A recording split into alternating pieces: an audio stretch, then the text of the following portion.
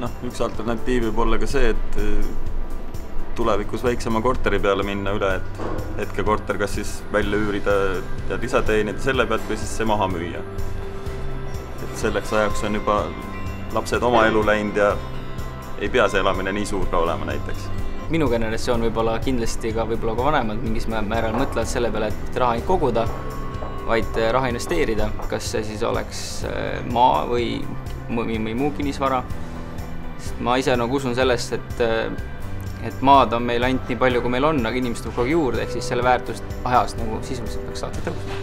Ei ole nii, et lähed Lõunamere rannale puhkama selle ainuüksi riigi pensioni eest. Hetkel nagu mõtled, et ega siis otseselt puhkama ka ei jää, et eks siis mingi tegevus on kindlasti olemas, mis veel sisse toob, et ma ei usu, et ma nüüd kukub päev ette ja siis oled nagu päeva pealt kodus. Kui on mida investeerida, siis tuleb seda investeerida, aga mitte lihtsalt niisama hoida. Pelgalt ainult riigi peale lootma jääda oleks ka natukene lühinägelik.